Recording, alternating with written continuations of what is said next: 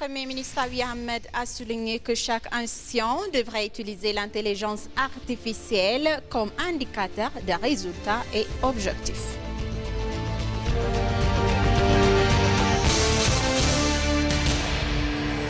La Confédération syndicale internationale a tenu sa réunion annuelle à Addis Ababa.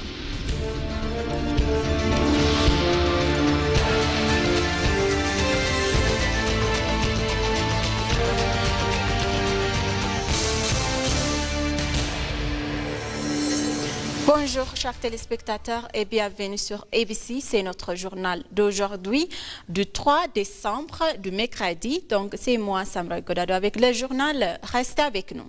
Le Premier ministre Abiy Ahmed a indiqué que chaque nation devrait utiliser l'intelligence artificielle comme un indicateur de résultats et d'objectifs.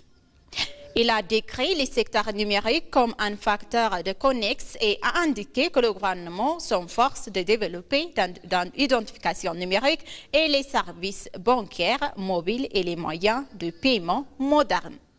Il a également affirmé que l'intelligence artificielle et la science quantique transforment de plus en plus notre façon de vivre, de travailler et de penser. Il a également souligné la nécessité de développer et d'accroître les capacités des pays dans le domaine suivant FAIDA, passeport, MOSAP, services bancaires et mobiles, moyens de paiement modernes, services numériques et de douane et recettes et systèmes intégrés d'information de gestion financière. Il a souligné que la technologie doit être utilisée de tous les domaines d'activité et insisté sur la nécessité d'intégrer différentes technologies pour garantir une prospérité partagée.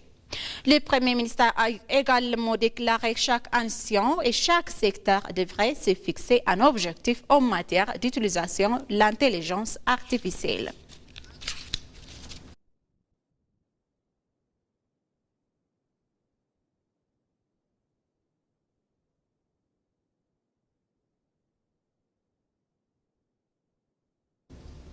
Le Premier ministre Abiy Ahmed a présenté l'activité à venir programme un seul objectif lors de la formation dispensée aux autres responsables du Parti de la prospérité intitulé Progrès des secteurs visionnaires au sein de l'État de demeure. Dans son explication, le Premier ministre Abiy Ahmed a déclaré que chaque district devrait construire des corridors ruraux modèles. Il a affirmé également que si les responsables des Warada parviennent à coordonner leurs efforts, ce plan pourra être réalisé. Il a souligné la nécessité d'un entrepôt de produits dans chaque Warada afin d'éviter le gaspillage de la production. Le Premier ministre Abiy Ahmed a déclaré que chaque zone devrait se doter d'une destination touristique précisante, donc que cette destination ne doit pas être nécessairement de grande envergure et que chacune peut facilement en créer une. Il a suggéré donc la création de lieux familiers et d'arbitants dans leur zone sans dépenses excessives. Il a également déclaré que la nécessité d'un centre de santé animale est au niveau zonal pour les éleveurs. Il a ajouté qu'un service d'élevage et un centre de vente devraient être construits en ville. Le Premier ministre, en conclusion, il a déclaré qu'un centre d'investissement stratégique et un centre de transformation agricole devraient être construits au niveau régional.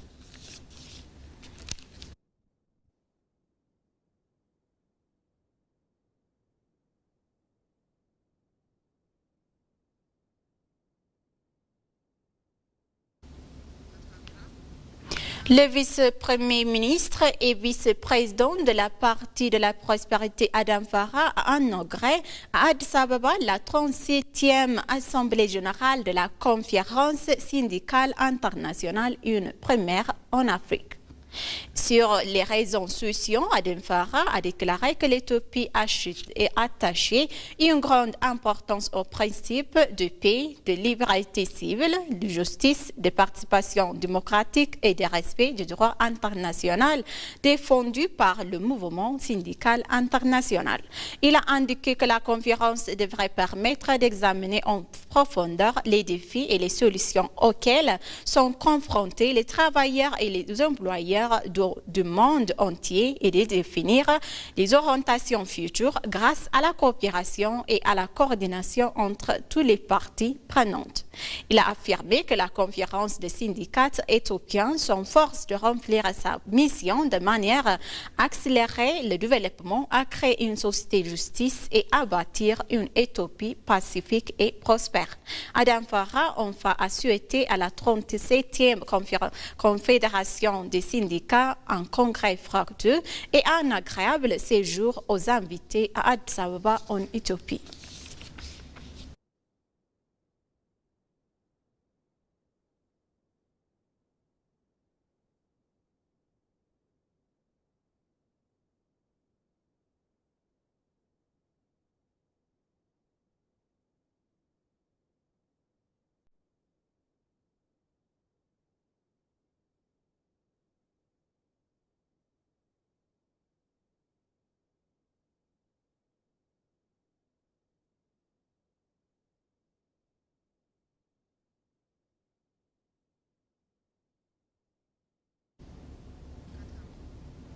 Ambassadeur Jamal Beker de la République fédérale démocratique d'Éthiopie aux Émirats arabes unis a présenté hier ses lettres de créance à son Altesse Cheikh Mohammed bin Zayed Al Nahyan, président des Émirats arabes unis, lors d'une cérémonie officielle au palais présidentiel Qasr et Watan.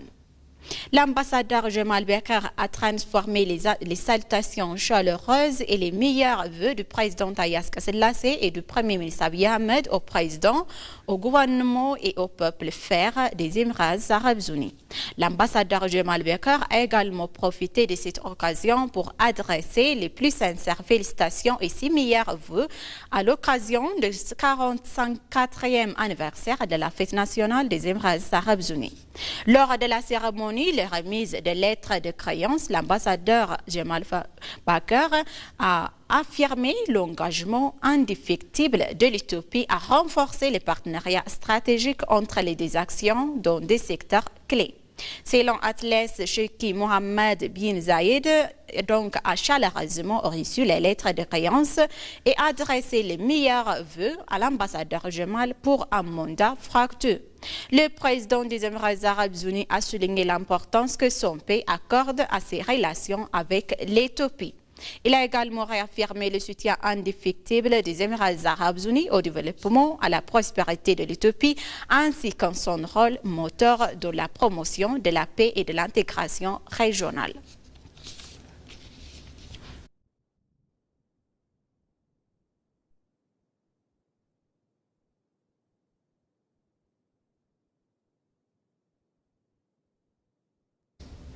La Commission éthiopienne du dialogue national a appelé les organisations civiques et religieuses à contribuer activement à la résolution des défis actuels en s'appuyant sur l'influence et leur région. Une réunion consultative sur le thème le rôle actif des organisations civiques pour le succès du processus de dialogue national s'est tenue hier à l'hôtel capitale d'Addis Ababa. Lors de l'ouverture de la cérémonie, donc de la réunion, le commissaire en chef de la commission, le professeur Mesfen Araya, a souligné le rôle crucial que jouent les institutions civiques et religieuses pour garantir le succès du dialogue national. Par ailleurs, il a appelé ces organisations à encourager les principaux secteurs de la région du Tigray à participer au processus de dialogue et à faciliter l'intégration des acteurs politiques et de groupes armés qui n'ont pas encore adhéré afin que leur point de vue et leurs propositions puissent être pris en compte. Le directeur exécutif du Conseil des organisations de la société civique éthiopienne, Rafed Geti, a affirmé l'engagement du Conseil à soutenir les efforts de la Commission. Il a enfin les nombreuses actions menées par la Commission, notamment les sensibilisations du public, la définition de priorités et le renforcement des capacités.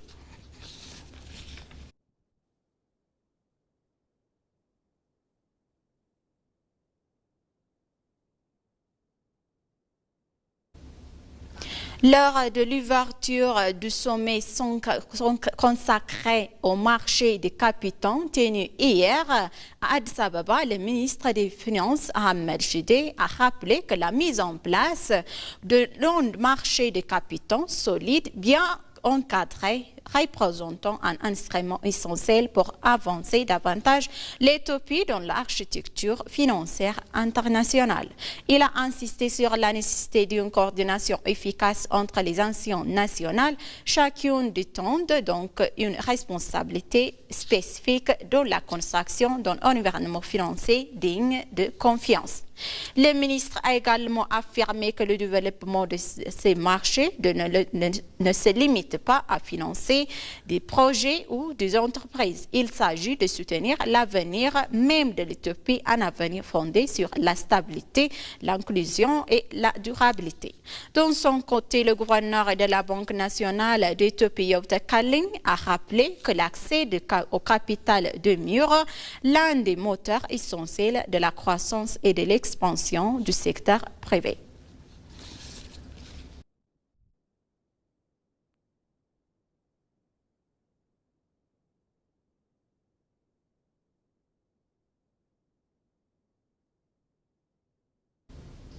La Confédération syndicale internationale a tenu hier sa réunion annuelle à Addis Ababa. S'exprimant lors de cet événement, Luc Triangle, secrétaire général de la Confédération syndicale internationale, a déclaré que la réunion était très fructueuse. Il a été indiqué que l'Éthiopie a connu une croissance économique importante ces dernières années, ce qui a permis de réduire la pauvreté et d'améliorer des secteurs sociaux tels que la santé et l'éducation. Le secrétaire général a affirmé que le pays est engagé sur la voie remarquable du développement économique et social et a souligné le progrès significatif réalisé par l'Éthiopie en matière de droits syndicaux.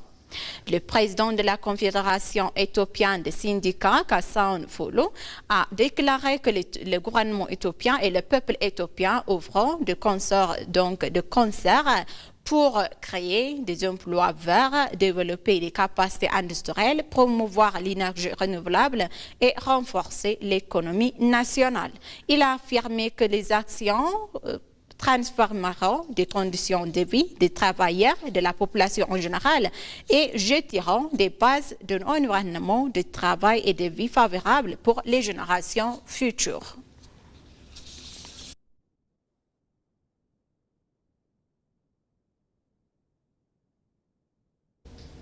Chers téléspectateurs, maintenant je vous rappelle les titres principaux.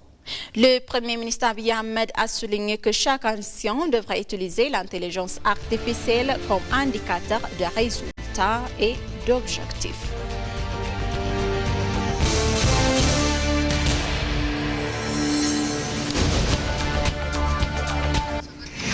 La Confédération syndicale internationale a tenu hier à sa réunion annuelle à Addis Ababa.